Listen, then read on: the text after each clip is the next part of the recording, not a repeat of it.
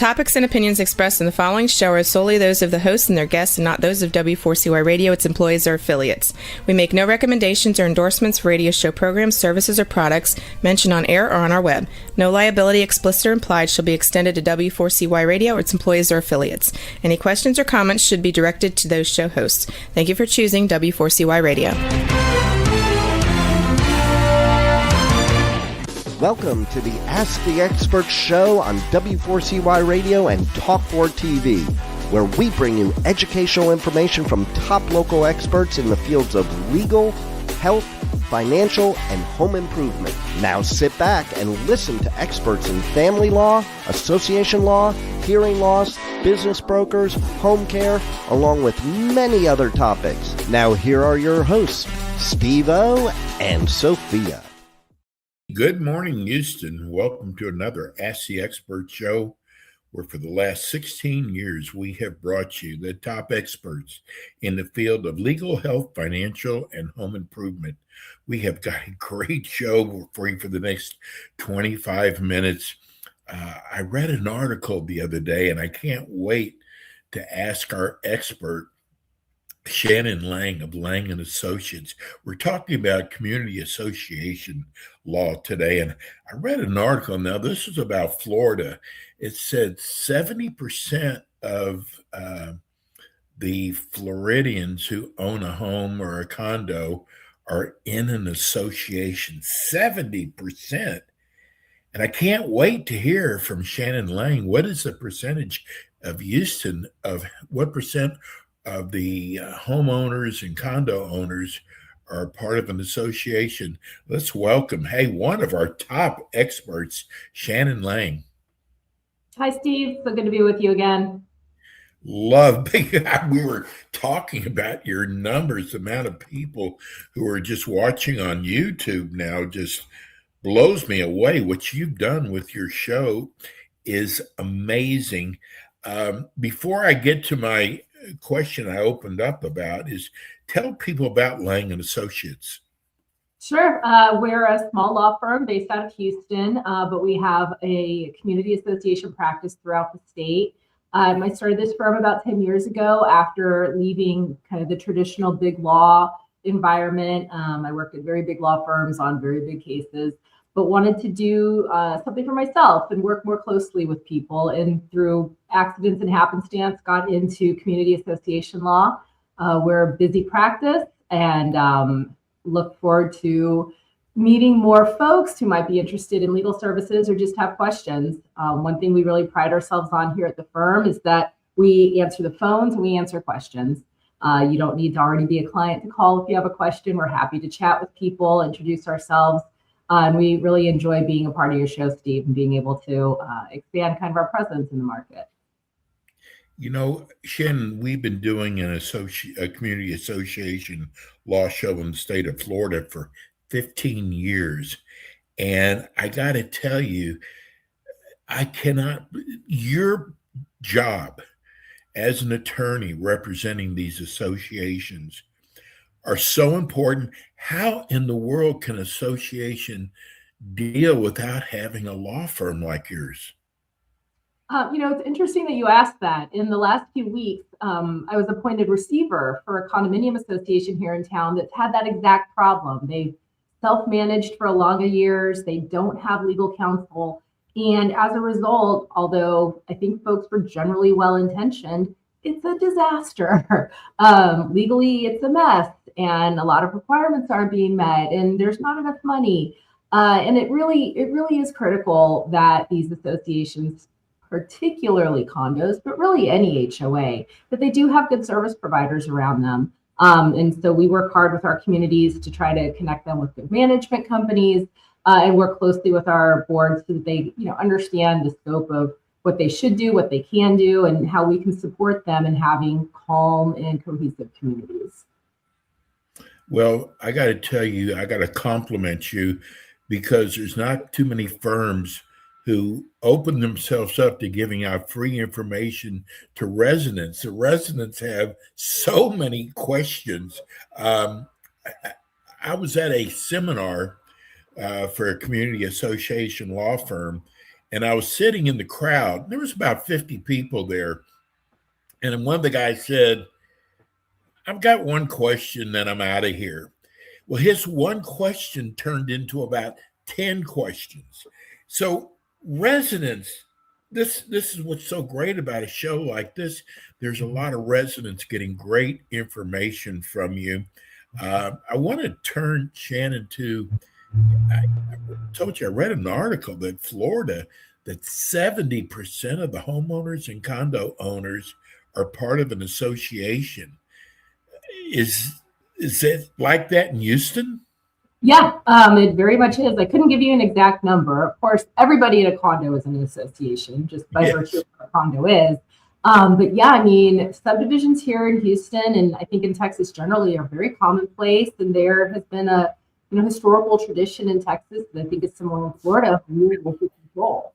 And that's what HOAs are viewed as. You can either be ruled by a faraway group of city councilors or commissioners, or you could be kind of ruled by your neighbors. And there's definitely pros and cons to each. But I think overall, having the ability to really impact your community in a very direct way is a primary benefit of being in a homeowners association. And well-run associations, the research shows, have properties with greater property values. They're in better condition, they're more attractive to buyers. And that's often because of the maintenance requirements and the amenities that are offered by a HOA. Shannon, I don't know why they send us the letters, but they do. I guess because our show's been around for so long. But it seems like a lot of the same people who are complaining every month, which is fine. We get your letters, we read them, we ask you their questions. But I wonder why these people don't just decide to run for the board themselves and get some of these changes made. Yeah, it's a constant frustration for us, just the lack of engagement. On the one hand, we find that a community that's well run and that the leadership is solid and doing what they need to, there tends not to be a lot of interest in leadership. People are happy, they're content, they're doing other things with their lives. But I am constantly struck at the communities in crisis and how few people will step up and take on a leadership role. I think part of that is a belief that the time commitment is too much. I think part of that is a belief that they're going to be subject to litigation and lawsuits. And I think, for a lot of people, it's just easier to be behind a keyboard and complain than to be part of the solution. But we get calls all the time from homeowners who want to sue their HOA or sue their boards or do something because they don't like something that's being done. And the first question we ask is, well, are you willing to run? And if they aren't, we tell them right away, it's not going to be a good fit for us. Because if we're going to represent a homeowner, we want a homeowner who's going to be part of the solution and not just a malcontent. We really encourage people to run. And to the extent they think it's too much time, get on the board and get better service providers. Good management should minimize the time commitment. If you think you could get sued, well, you can. But get on the board, because if you run it well, you're not going to. And you're protected by a wealth of Texas laws anyway. And, as far as not wanting to be a target, I get that. Look, I'm on my HOA board. I get it. Not always super popular. But at the end of the day, the idea of being on a board is putting the interests of an association above your personal interests. So if you're able to do that, those concerns really need to fall by the wayside. It's your friends and family who can provide you support, not necessarily your neighbors who won't mow their lawn or paint their house. And at the end of the day, while that stuff sounds petty, it really has an impact on quality of life, and it matters to people. So we always encourage people to run, and we tell them, we will support you, we will help you. We want to make your community a better place to live. So the follow-up question is, what everybody asks is, what kind of background should you have to run for your board? I mean, really, there's nothing that's required beyond a desire to serve, and in my opinion, an ability to put your personal interests aside. We do find that there are people who get on the board because they have a very personal invested interest in some issue, and they're going to get on the board to make sure their interest is furthered. That's not really the best thing to do. We want someone who's going to look at the broader picture, look at their association and their community generally, and make hard decisions. But as far as a background in law or accounting or construction, it's really unnecessary. That's why you hire service providers. We tell our boards, we don't expect you to know how to fix a roof, how to figure out a drainage issue, how to run a meeting, how to properly file documents with the state. We don't expect any of that of you. All we expect of you is that you'll ask questions and let us answer them. You know, we're a couple months away from hurricane season, and we're starting to get letters. Do you advise your boards on what to do before and after a hurricane? Oh, definitely. That mostly comes for the management companies, and we talk to them all the time. Here in Houston, and I assume in Florida as well, the management companies are well versed in hurricane preparedness. One issue in Texas that's come up in recent years that's been new is freeze preparedness. We in the last few years have had hard freezes. I think 3 of the last 6 years in Houston, and they have a massive impact on our infrastructure. So we're well versed in hurricane. Freeze is also a big deal. And, one thing we do legally is we make sure that the insurance is in place and that everyone's got the coverage they're legally required to have. On the management side, and to the extent we're talking directly to boards, we definitely talk about shoring things up, making sure your drains are cleared and your sprinkler systems are functioning appropriately for a storm, that you've wrapped pipes in advance of the freeze. And in the aftermath, the key is communication. We want to make sure that, especially for example, a condo where the association is responsible for the roof, that we're getting rapid reports of any issues, and so we can respond to them in a reasonable amount of time and address these issues before they become big problems. Here's our first text from Leland and Sugarland. Thank you for bringing a show like this. I've watched a couple others. None of them are as good as this one. Thank you to your expert. My question is, I've had some roof damage. Is it better to get a public adjuster or a law firm? Oh, well, I'm going to assume that you're in a subdivision and you're responsible for your roof. Look, if your insurance company is giving you trouble with your roof, and I'm sure they are because insurance companies are in the business of denying claims, I would say get a lawyer, and they will likely bring with them a public adjuster. One thing that they do here in Texas, and I think this is commonplace, is the insurance companies will trigger something called appraisal, where each side is obligated to get their own adjuster and make a determination of repair costs, and then those two adjusters are supposed to try to work out a solution. It's an unfortunately expensive way to go, and Texas law is very protective of insurance companies. But at the end of the day, the research does suggest that people who are represented by counsel have better outcomes in these insurances. They're better able to advocate. Most of the folks on both sides of the bench know each other. They know, how people will react, how the lawyers and the clients will react to different arguments. And so there's a lot of benefit to doing that. Now, you will pay a contingency fee to that lawyer, and you will pay costs. But from all the research I've seen, and I'm not a coverage attorney, the outcomes are better with counsel. Here's the questions rolling in. Here's Benji in Montrose. Wants to know, what can the association charge me if I do not pay my assessments? A lot, unfortunately. Pay your assessments. It's not worth the headache. You can be charged late fees, interest, and cost of collection.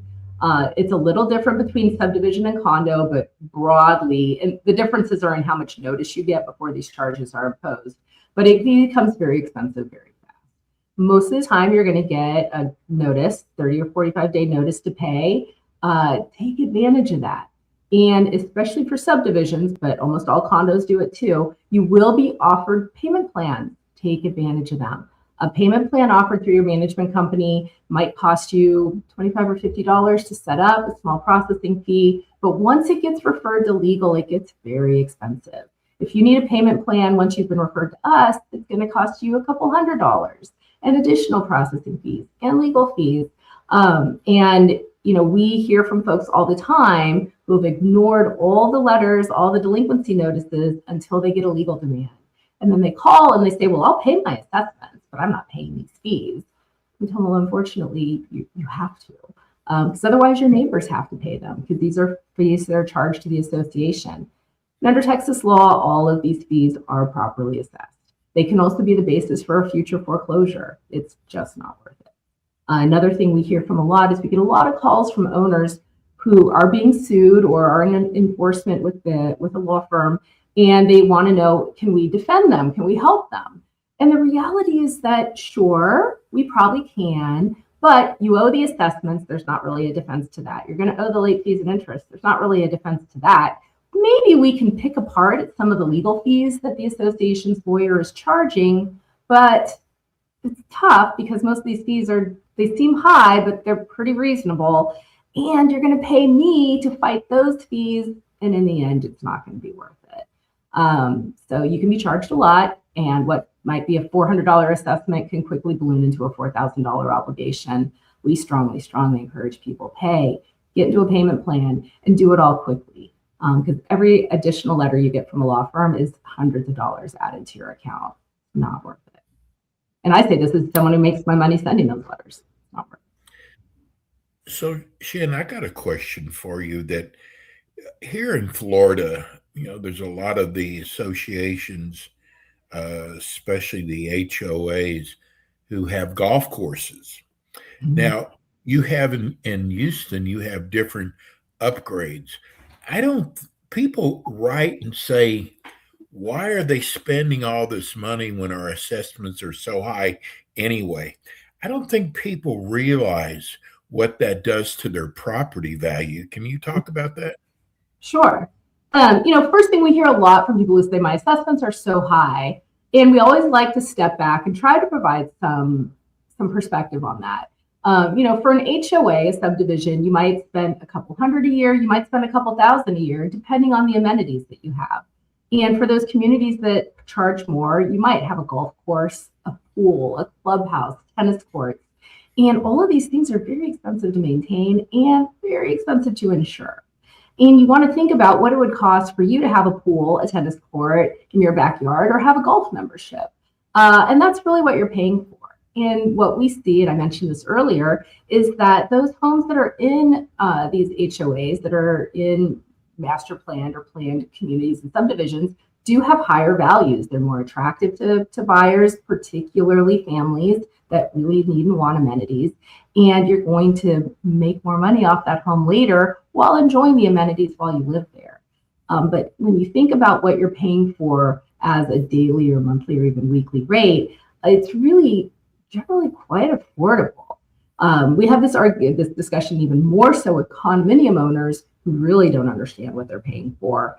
In that case, you're paying not just for your amenities, but for all of your exterior improvements, for much more insurance on your unit, and for a lot of things that if you had to pay for it as you go as an owner of a single family home would be far more than what the assessments end up being. This is from Conroe, Michael and Conroe. I found your show 3 months ago. I really enjoyed yours. One of the fewer podcasts that I sit and listen to the entire show. Great information. Kudos to you. My question is, what if I don't agree with the HOA rules? How does one get to try and change those rules? Well, it depends on your governing documents, but broadly, there's a few ways to do it. Your primary document, whether you're in a condo or a subdivision, is going to be the declaration. It's generally going to be called the Declaration of Covenants, Conditions, and Restrictions, or Condominium Declaration. And that's a document usually drafted by the developer or the builder of the community that sets forth kind of like the constitution for your neighborhood. Changing that will generally require a 67% affirmative vote of the entire community. It's very difficult. In small communities, it can be done. If you're in a community of thousands, it's virtually impossible. But under that are bylaws, rules, regulations, architectural control guidelines, and policies. And most of the time, all of those are passed by the board. And so one way to really affect change is to get on the board and advocate for change among your board members. Another thing you can do as a member is you almost always have the right to call a special meeting and a vote. There's a lot of confusion about owners as to what a special meeting of the members is. It's not really an opportunity to force the board to come somewhere and answer questions. It's really an effective means to call a vote when you would like to change the membership of the board or attempt to pass some kind of rule change or policy change. You'll need to look at your bylaws to see what the rules are for that. And again, in bigger communities, it's much harder than in smaller ones just because of the number of people you generally need to be on your side. But that's, it's akin to like these popular referendums that people put on ballots. That's kind of your special meeting option. So when you think of an HOA as kind of a mini Congress or mini government, you've got your constitution, which is very hard to change, and you've got kind of your laws underneath it that you can either as a member of the leadership or as part of a popular movement. Look in your bylaws, take a look, and if you have questions, feel free to give us a call. This got so many people writing questions. Let's go to Greta in downtown Houston. She wants to know, I bought my house and I wanted to use it as an Airbnb. Mm-hmm. She wants to know, can the HOA stop her? Yeah. Again, start with your governing document. You'll want to look in the declaration in particular and see if there's any restrictions on short-term leasing. There usually are in newer communities. Now that people are aware of this, it's very unpopular. Most people don't want it. Then you'll want to look at whether if you're in a condo versus a subdivision, there are differences in what the boards can do on their own versus a vote of the membership. But if it's prohibited by the declaration, it's prohibited. If the members vote to prohibit it after the fact, it can apply to you now, even as an existing owner. There's no grandfathering on this. And in a condo, depending on how your documents are written, the board can sometimes prohibit Airbnbs. So generally our advice is if you want a short-term rental, get one that isn't deed restricted. You're going to be a target, and your tenants tend to be a problem. Even the best tenants are. You'll get complaints a lot. You'll be the subject of enforcement a lot. You just will. It's not, in my opinion, it's not worth the hassle. There are plenty of non-deed restricted properties in the Houston area where you won't have this problem. Shannon, I sometimes I look at the clock and I went, no, your show goes by so fast. Shannon's with us every month. I'm sorry I could not get to all the questions. We will save those for next month. Shannon, how do people get a hold of you? Sure, you can give us a call, 832-479-9400. As I mentioned, we take great pride in the fact that we do answer the phone. If you don't get a live person, it's because we're all on the phone. We will call you back. You can also visit us at shannonlanglaw.com. I just want to thank people again, especially on the YouTube channel, the amount of people who are tuning into your show now, but also I want to thank the people who are writing in your questions. Shannon, love having you on our show. We'll see you next month. Thanks, Steve. Thanks, Shannon. That's attorney Shannon Lang and Associates. We're going to go to a break. We'll be right back. Thanks for tuning in today to the Ask the Expert show on W4CY Radio and Talk4 TV. Tune in next week and every week to hear more from our experts on personal injury, insurance, air condition repairs, estate planning, Medicare, and many other topics in the areas of legal, health, financial, and home improvement. See you next week.